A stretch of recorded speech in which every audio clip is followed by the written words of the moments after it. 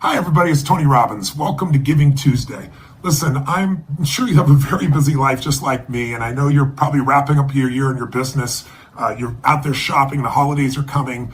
And I'm sure, like me, you're getting all these different requests to make contributions to all kinds of really important causes. And today, Giving Tuesday, is a really unique opportunity for all of us to think about what could we do to help others. And they're all great causes out there, but there's one cause in particular that I found to be invaluable to make a contribution to, and that is actually providing food for people. You know, we live in a country that is the richest country in the world, and yet we live in a place where 42 million Americans don't know where they're going to get their next meal. 13 million of those are children. And to give you perspective, 42 million people is twice the size of the population of the 5 biggest cities of the United States. If you took New York, LA, Chicago, Houston, Philadelphia, put them all together, that's still a little over 20 million. So to give you a perspective, that's how big the need is out there. And people just don't realize it. And the people that need it are not just homeless people. You know, I've partnered with Feeding America over the last few years to feed 100 million people last year. And we're going to do it again with your help this year. And the way we've been able to do it is to find people, that individuals that are paying their rent, they're living in their home, they have children, they got to pay utilities. But between those elements and medicines, they literally don't know how to get their next meal. And Feeding America is the most powerful organization in the United States for really hunger relief in this area. And my passion for it, and the reason I'm reaching out to you, is today is a unique opportunity. You know, if you decide you'd like to make a contribution today of any amount, $10, $20, $100, up to $5 million, I'll match it today. And I got to tell you, in my own life, the reason I'm passionate about this, not because I'm just a great guy, it's that because when I was 11 years old, we had a Thanksgiving with no money and no food. And what changed my life, what changed the entire direction of my life, was the fact that one day I get this knock at the door on Thanksgiving. My parents are fighting and saying things you can't ever take back. And I open the door and there's this tall man standing there with this giant 2 bags of food, and on the ground beside him was this pot with an uncooked turkey in it. And he said, "Is your father here?" And I said, "Just one moment." And I went to go get my father, and that day changed my life, because my father had always convinced all of our family that strangers don't care about us. You know, it's a dog-eat-dog world. And my father didn't actually receive the gift very well. It's a long story, but he felt like he failed his family. But for me, it was a turning point in my life, because I was focused on the fact there was food, and that somebody, what I pulled from that event was not just we had this beautiful meal. What I pulled from it was this feeling that strangers cared, and strangers care about me. I need to care about strangers. It literally changed the direction of my life. And to this day, I don't know who did it. I started sharing about this 35 years ago. My mom thinks she knows who sent it to us. The woman was rather elderly that passed away, but a simple gift like this, a simple addition of helping somebody on a day like this, can literally change their perspective on life, not just provide them a meal. So I hope you'll join me with this. And I hope you'll do this not only for other people, I hope you do it for yourself. Because, I recently, this last few years, I've been writing books on money and finance and investing, because so many people are stressed in this area of their life, and it's hard to, figure out what you're going to do for your children, or how to be in a beautiful, happy state, or how to do well in your business or your career when you're trying to figure out how to pay the bills. And so one of the principles I learned, and one of the things that triggered me, is I was interviewing all these multi-billionaires, and I watched Congress cut food stamps. They now call it the SNAP program, but they cut it by almost $8 billion. It's the equivalent of every family in America that was getting help literally losing a week's worth of food every month for 12 months. And they're hoping other people are going to step in. So I decided to step in. I provided, in the first year, a year ago, 55 million meals, and then provided the matching funds to feed 100 million through Feeding America. I'm doing the same thing this year, and you can participate. But if you want to change your life, the one thing I've learned by interviewing all these individuals is Sir John Templeton, one of the greatest investors in the history of the world, the first billionaire investor, a man who started with nothing. He shared with something. He said, "Tony, I've never met anybody who tithed for a 5 or 10 year period of time who didn't experience extraordinary financial wealth. Somebody who didn't donate 8 or 10% of their income." Most people can't even imagine that thought. But what I can tell you is that if you don't have any money to donate and you still donate, your life will change. I always tell people, if you won't give a dime out of a dollar, you're not going to give 10 million out of 100 million in a trillion years. This is not going to happen. It starts where you are. Everybody says, "Well, when I'm doing better, that's when I'll start to donate." My own life changed when I was just 17 years old. My mom and dad had this big outing after we were fed and things went well. Things did not go well between my parents. And all of a sudden I found myself, my dad went back east and my mom decided I was on his side, so I was out on my own. And I went to work in a company and I was working for this man named Jim Rohn, and I was promoting his events, and it was all commission. So your raise became effective when you were, and I wasn't very effective. And I can remember hitting this threshold where I was working, 12, 13, 14-hour days. And one night I was coming home from where I was in this place called Orange County, California. And I was driving on this freeway late at night, no cars, almost midnight.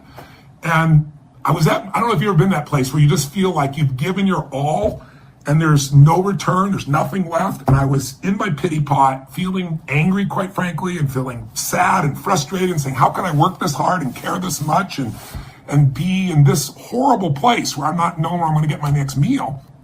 And all of a sudden, I pulled over on the side of the road. It was on this 57 freeway. I remember like it was yesterday. And I used to keep these big handwritten journals. I used to write journals in.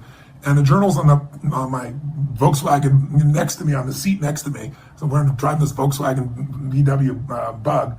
And I pulled it over and I wrote on this one page, and I still have the journal to this day, this giant one phrase. And I just wrote, "The secret to living is giving." And then I started crying like a little kid. I remember it like it was yesterday, because I realized that all of my pain was because I was so focused on what I wasn't getting. I wasn't focusing on what I was giving. And in any relationship, in an intimate relationship, if you're focused on what you're getting or not getting, the relationship's already over. Relationship's a place you go to give, and life is a place we go to give. Life is calling to us to give. And all I can tell you is over the next 6 months, it changed my perspective. It made me focus on what can I give, and I started to prosper a bit. And then I made some business mistakes, and I found myself broke again. And I finished the story by telling you this. This is the day that changed my life completely financially. I was completely broke. I had, probably $25, $26 to my name. And I was living in Venice, California, in this little tiny, 400 square foot bachelor apartment. And I was washing my dishes in my bathtub, and I was, eating off this little hot plate. And I thought to myself, I got to eat, but worse than that, what am I going to do? I don't have my rent. And I loaned, I think it was like $1,200 to a dear, dear friend of mine. And I kept calling him, and he wouldn't even return my calls. And so I was getting angry that when I needed, he wasn't there for me. But I was also pragmatic, and my pragmatic side said, okay, I got $26, I got to eat. I shouldn't drive my car and pay for parking. So I walked to this place in Marina del Rey, which wasn't far, maybe 3 miles away. And it was called El Chorrito. It's still there, Marina del Rey, and it's on the harbor where you can see, the boats going by and the yachts. Completely different life than I had. But they had this all-you-can-eat salad bar and Mexican food salad bar, burritos and things like that. And I thought, I'll go there and I'll load up for the winter. I'll just eat as much as I can. I don't remember how much it was. I think it was like $5.95, like $6 for all you could eat, if I remember right. And I went there and I just loaded up. I did a carb load like you can't even imagine, thinking I got to make this food last for a few days. And then, I just finishing up my meal, and all of a sudden the front door of the place opened, and this breathtakingly beautiful woman walked in. I couldn't help but notice. And then I waited to see who was with her, and all of a sudden the man who was with her was like, about 3 feet. And he was wearing this suit and tie and a little, vest. And I watched him hold the door open for his mom, and then he obviously came and pulled the chair out for her, and he was just such an incredible gentleman. I just remember it was like a movie, taking it all in. And I was I don't know what it was. I was just moved by this little boy's just total attentiveness and care and love and respect for his mom. And so I paid the bill, and, I don't know what I had left, 17, 18, $19. I put it in my pocket. And as I was starting to walk out, I saw this boy again, and I stopped, and I introduced myself. And I said, "I'm Tony, what's your name?" And I don't remember his name, honestly, it's been so many years. I think it was Charlie. And he goes, "Charlie, let's say." And I said, "Charlie, I've been watching you." I said, "I saw the way you held the door for your lady here. I saw how you pulled out the chair for her." I said, "Taking her to lunch like that." I said, "That's a classy thing to do." And he goes, "Well, she's actually my mom." I said, "That's even better." I said, "That's even," he goes, "Well, I'm not literally taking her, to lunch right now, because I don't have a job." And I think he was like 8, 9, 10, 11 years old, 10 or 11 years old at the time. And I said, "Yes, you are taking her to lunch." He looked at me, and I reached in my pocket, and I had no plan to do this. I just spontaneously took out all the money I had in the world, my $17, $18, $19, and I threw it there right down in front of him, including the change, right down in front of him, right, where his plate would be. And he looked up and he says, "I can't take that." And I said, "Of course you can." He said, "How come?" I said, "Because I'm bigger than you are." And I didn't look at the woman. I didn't do it for that reason. And I just shook his hand, and then I walked out of this place. And I didn't walk out. I flew out of the place. And I went looking for my car and forgot I didn't drive there. And I didn't walk home. I kind of skipped. I would probably look like an idiot going home because I was so euphoric. And the crazy thing is, I should have been freaking out. It's all the money I have in the world. I have no money to pay my rent, no money for food the next day, nothing. But it was the most free I'd ever felt in my life. There was no scarcity in my bones. And I'd lived where everything was always scarce. And the reason I really believe is when you have nothing, the best thing to do is plant your seed corn. When you've got to teach your brain that there's more than enough. And the way to do that is give when it's not easy to do. And so instead of thinking everybody else got all this money, let them give. That day I gave everything. And I not only had euphoria, but then I went home, and here's the best part of the experience. I went home and it's like, I still thought at some point you'd think my brain would kick in and go, what the hell are you going to do?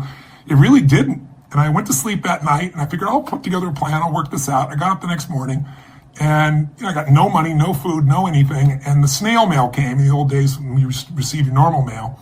And sure enough, there's a letter that I opened up, and it's from the guy that I loaned the $1,200 to. And he wrote me a note, said, I've been avoiding you. I'm really, really sorry. I hope you'll forgive me. Here's the money I owe you and a little extra. And in those days, $1,200, $1,000, I could live off for a month. So I remember just reading it, and then I started bawling again, just uncontrollable crying.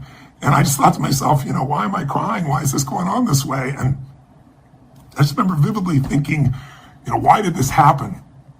And I really believe in my heart and my soul, I believe that this happened because I operated I wasn't trying to do something. I wasn't doing it because people wanted me to. I wasn't doing it to look good. I did it because it was right.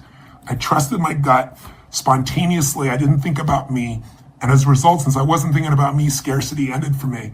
And I also just chose to believe, I don't know if it's really true, that this was the reward for that. That if you'll give, whatever you'll give, if you'll just give from your heart and from your soul, that the rewards are always tenfold. You'll never have to worry. And I can tell you, I have 31 companies, we have 1,200 employees. I've been through the ups and downs. I've been near bankruptcy multiple times in business.